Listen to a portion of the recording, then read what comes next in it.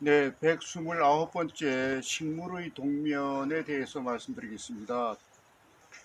이제, 어, 여름이 끝나면은 나무들도 좀 쉬고 싶은 그런 분위기가 나지요.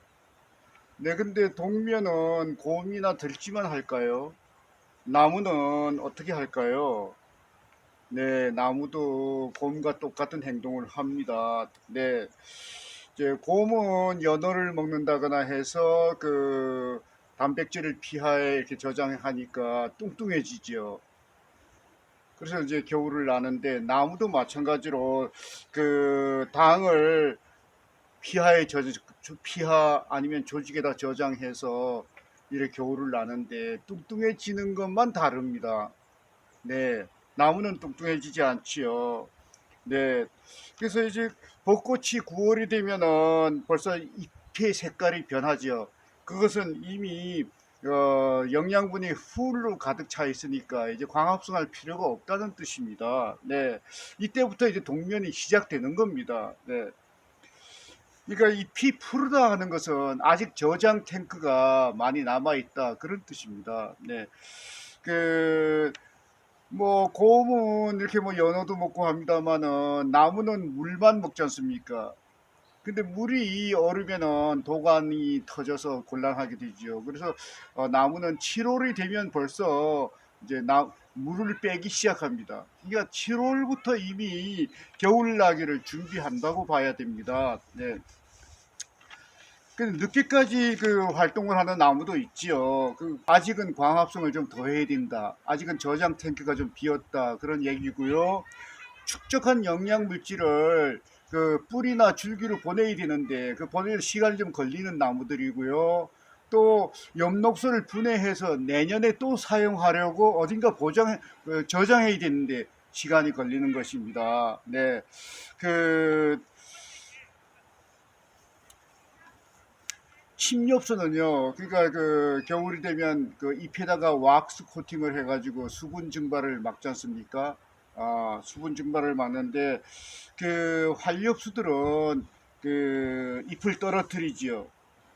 그런데 가만히 생각해 보면은 잎을 떨어뜨렸다가 또 났다가 얼마나 번거롭습니까? 사실 잎이 났다가 떨어뜨릴 때까지 한 네 다섯 달밖에 안 걸립니다. 이게 너무 에너지가 많이 필요한 거 아닙니까? 침엽수처럼 그냥 매달고 있으면 좋을 거 아닙니까? 하고 생각이 듭니다. 저는요.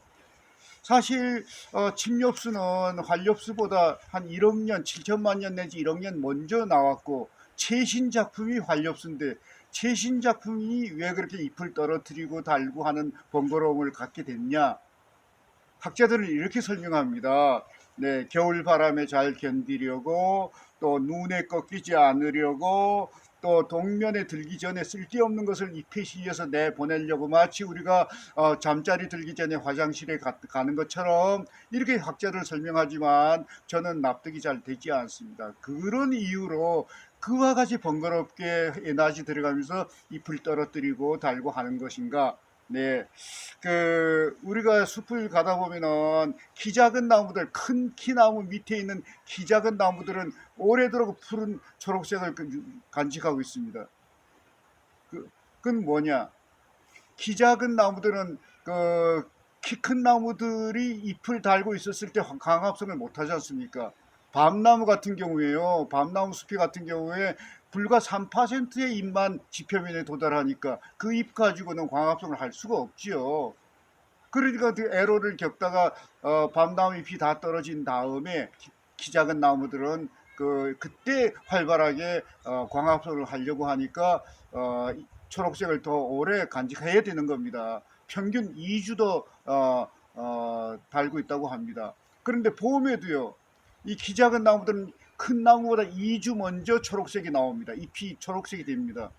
그것은 지표면은요 온도가 높습니다. 저 10m 이런 꼭대기보다. 왜 그러냐? 부식토가 부패하는 가운데서 열이 발생해서 이 기작은 나무들은 봄을 먼저 일찍 느낍니다. 그래서 초록색이 먼저 나옵니다. 그것도 평균 2주 정도입니다. 그러니까 잎이 2주 정도 먼저 나왔다가 2주 정도 늦게 지는 그 틈에 광합성을 활발하게 하는데 그 합해서 4주간 광합성 하는 양이 1년 전체 하는 양의 약 30%를 차지한다는 거 아닙니까? 네, 그렇습니다. 자, 활엽수들은 대체로요, 잎을 떨어뜨리기 전에 다음 해를 위해서 준비를 완벽하게 갖추는 겁니다. 굉장히 절약하고 아끼고 그렇게 하는데, 유독 절약하지 않는 나무가 하나 있습니다. 오리나무죠. 대표 선수가 오리나무입니다. 오리나무는요, 그렇게 뭐 저장하고 이런 거 안 합니다. 영양분 저장 안 합니다. 왜 그러냐? 뿌리혹 박테리아 근립균이, 예, 질소 고정을 해 주어서 약 1평방킬로미터당 30톤의 그 어마어마한 양의 질소를 고정시켜 주는 겁니다. 이거는 우리들이 질소 비료를 뿌리는 것보다 더 많은 질소의 양을 고정시켜 주니까 뭐 영양분 걱정할 것도 없고요. 참 이 근립균 덕분에 아주 사치스러운 생활을 하는 나무다, 이렇게 말할 수가 있습니다. 네. 그 침엽수 중에서도요, 침엽수들은 대체로 잎을 떨구지 않는데 낙엽송은 그럼 왜 떨구냐? 예, 낙엽송은 안 떨구면 편리한데 낙엽송은 침효수이면서 왜 떨구냐? 이것도요, 학자들이 많은 설명을 하고 있지만 저는 납득이 잘 가지 않는 부분입니다. 다만 저는요, 진화라는 것도 굉장히 그 곤혹스럽다, 이런 얘기를 할 수밖에 없을 것 같습니다. 이걸 제대로 설명하기가 매우 어렵다. 우리가 수억 년 전에 나타난 이 나무들의 그 모습들을 우리가 불과 100만 년, 몇십만 년 전에 나타나서 이걸 전부 해석하기란 어려울 것입니다. 자, 전나무의 잎은요, 약 10년을 매달리고 있다고 합니다. 저는 이건 놀랐습니다. 저는 보통 3년인 줄 알았는데 10년. 뭐 소나무는 우리가 다 알다시피 3년간 매달리고 있고요. 매년 그 전체 잎의 4분의 1을 낙엽으로 떨어뜨립니다. 그러니까 소나무도 낙엽으로 떨어뜨리는 가을철에 보면 굉장히 피곤해 보입니다. 그러다가 3, 4월 새봄이 나면은 혈기왕성한 거는 침엽수도 활엽수와 비슷한 모양을 하고 있는 것입니다.